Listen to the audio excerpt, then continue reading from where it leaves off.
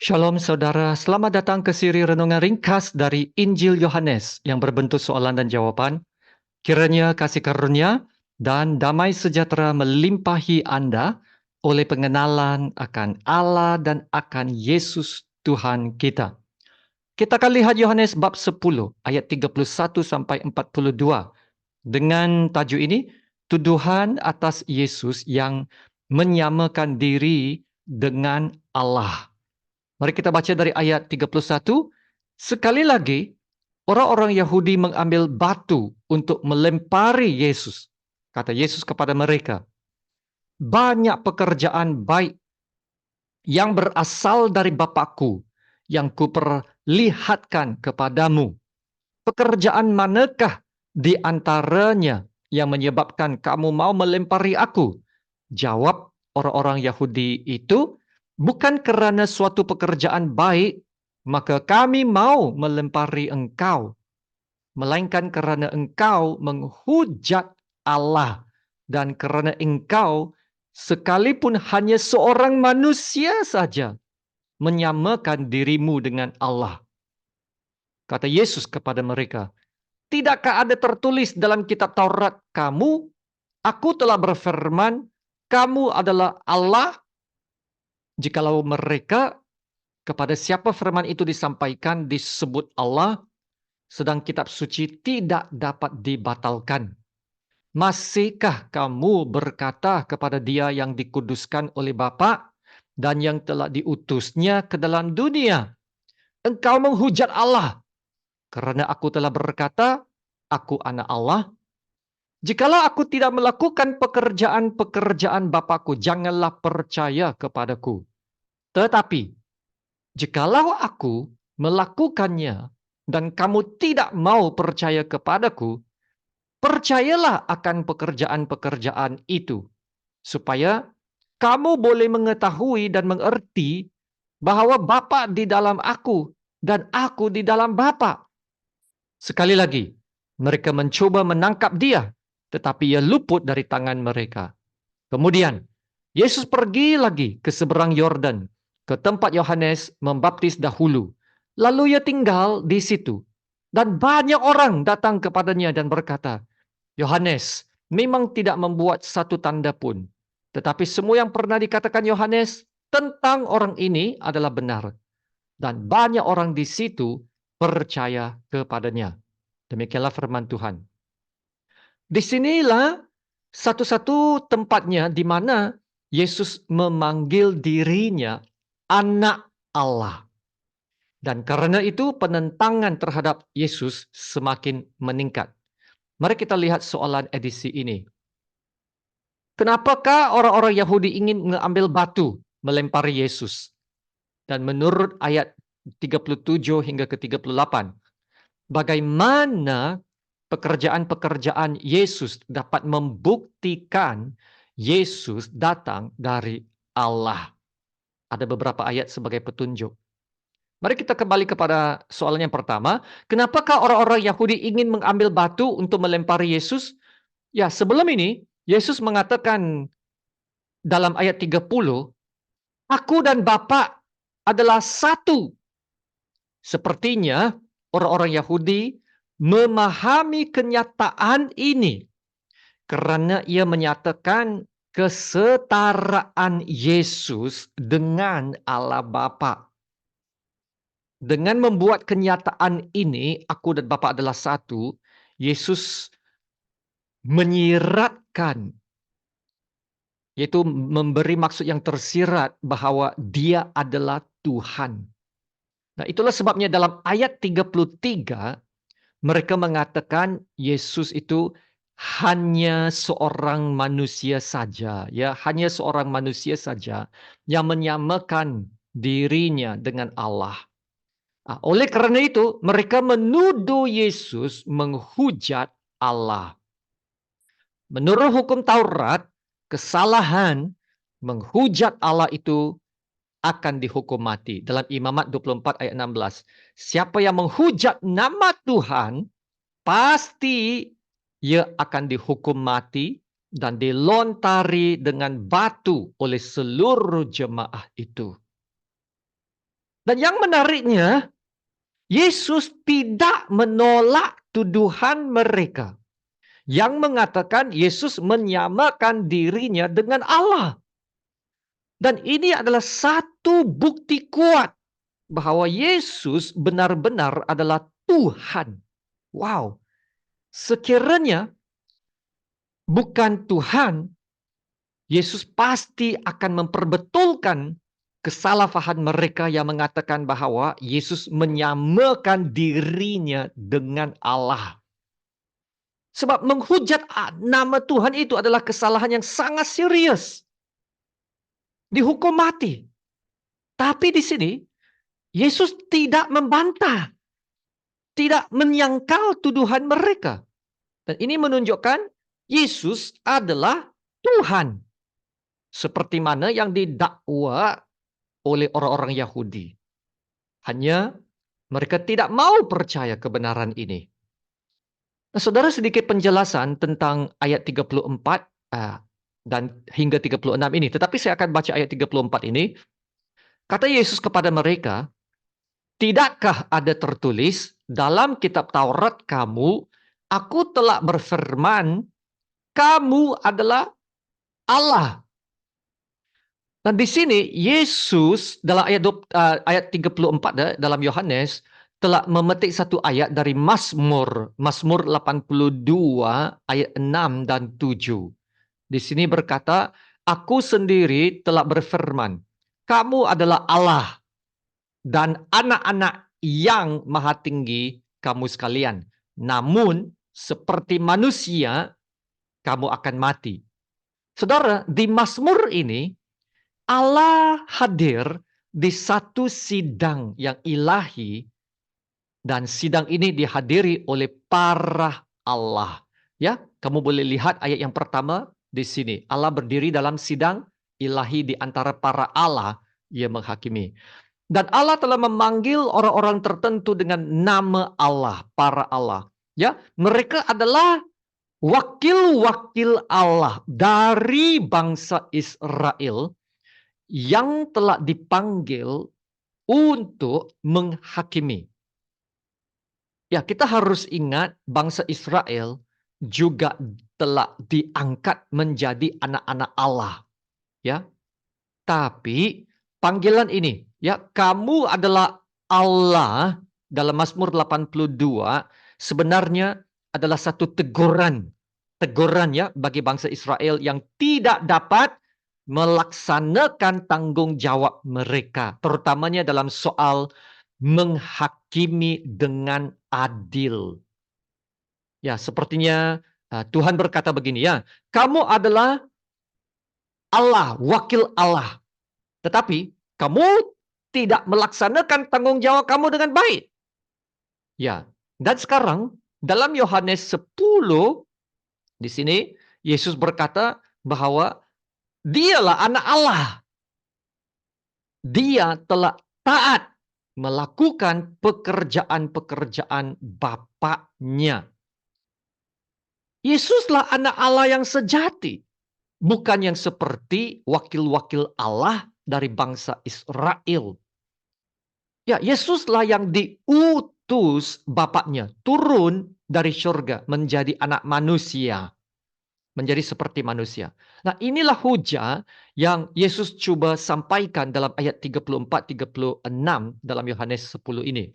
Ya, sebagai anak manusia, ia juga adalah anak Allah seperti mereka. Kalau lihat Mazmur 82 ini kan, mereka adalah ilah-ilah yang akan mati. Lihat, namun seperti manusia, kamu akan mati. Nah, Yesus juga. Yesus akan mati untuk dosa-dosa mereka.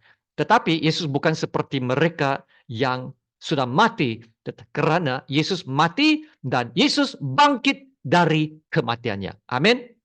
Nah, kesimpulannya, Yesus tidak melakukan penghujatan seperti mana yang didakwa oleh para orang Yahudi. Sebab sekiranya mereka tidak percaya, mereka harus melihat pekerjaan-pekerjaan yang Yesus telah lakukan.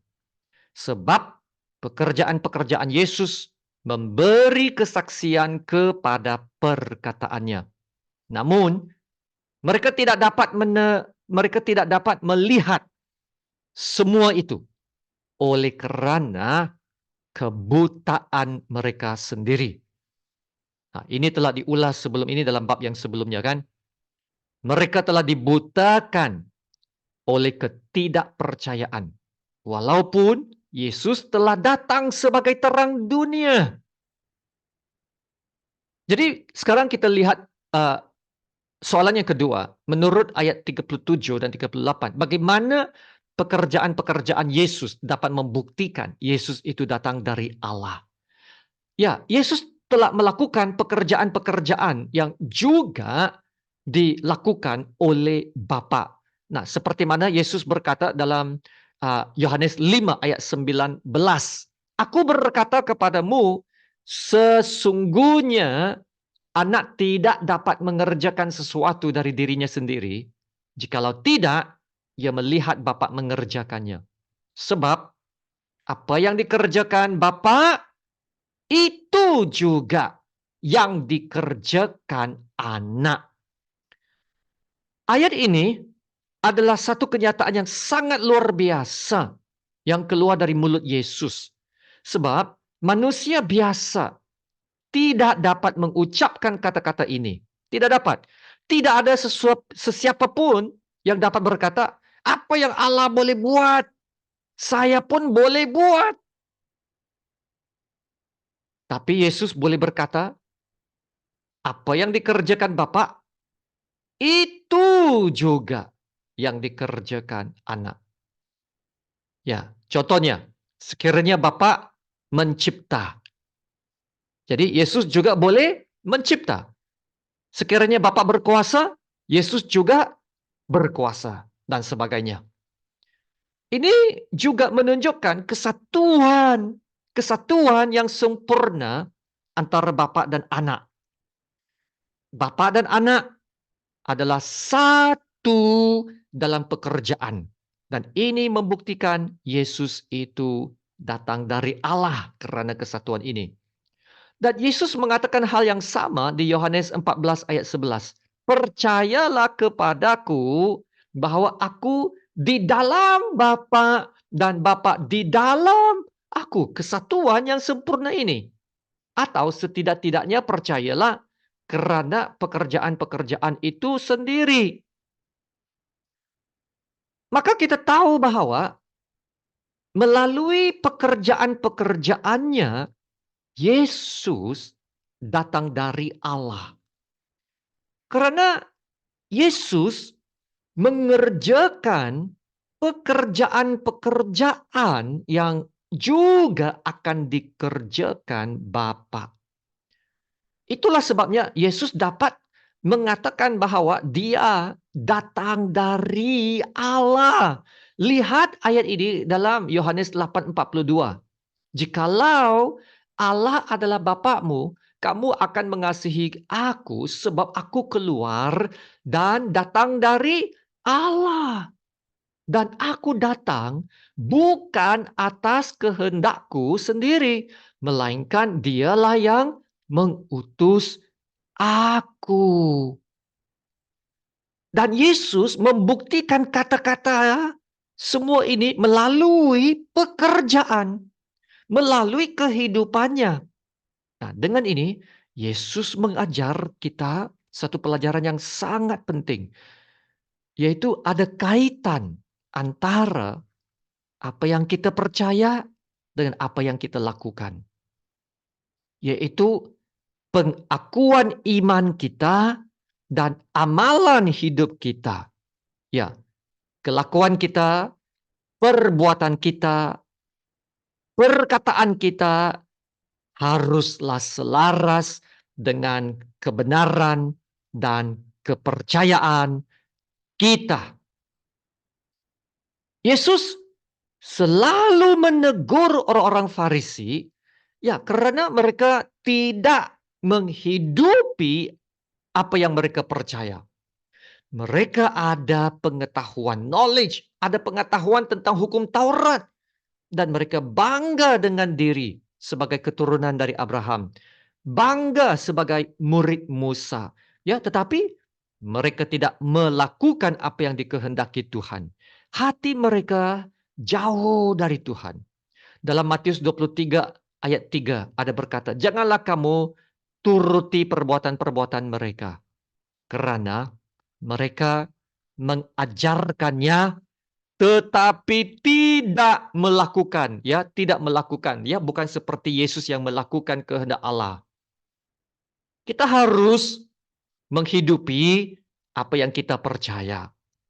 Yaitu apa yang kita percaya, itulah juga yang kita lakukan. Sesuai dengan kehendak Allah. Ya, perbuatan kita haruslah selaras dengan iman kepercayaan kita dalam Yesus Kristus. Sebab dengan itulah kita dapat menjadi saksi yang baik. Hidup seperti Yesus kan?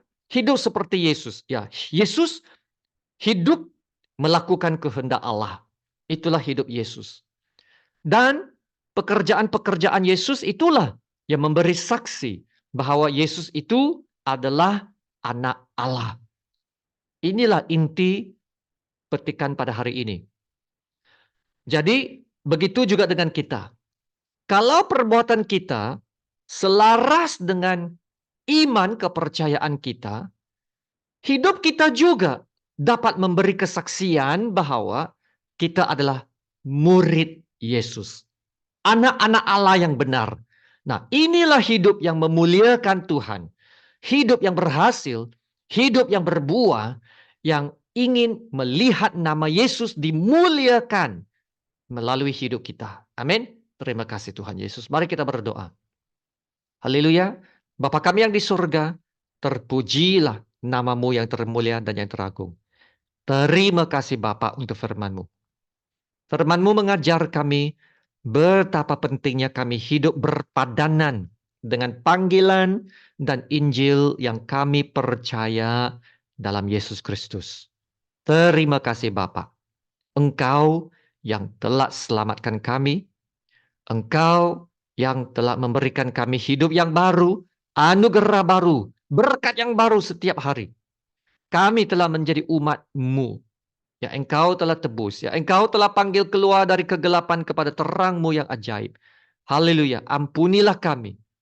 Sekiranya selama ini kami tidak dapat menjadi saksi yang baik. Ya Bapak, kami memohon berkat-Mu untuk menolong kami berubah untuk dapat hidup bercahaya di depan orang. Supaya mereka dapat melihat kehidupan kami dan perbuatan kami yang baik. Dan memuliakan nama Bapa yang di surga. Ya Bapa, kuatkan hati kami yang lemah. Supaya kami dapat berdiri teguh dalam iman yang terus percaya dan bertumbuh dalam Yesus Kristus. Terima kasih Bapa. Dalam nama Tuhan Yesus yang termulia kami berdoa dan ucap syukur. Amin. Sama-sama kita menerima berkat Tuhan. Tuhan memberkati engkau dan melindungi engkau. Tuhan menyinari engkau dengan wajah-Nya dan memberi engkau kasih karunia. Tuhan menghadapkan wajah-Nya kepadamu dan memberi engkau damai sejahtera. Amin.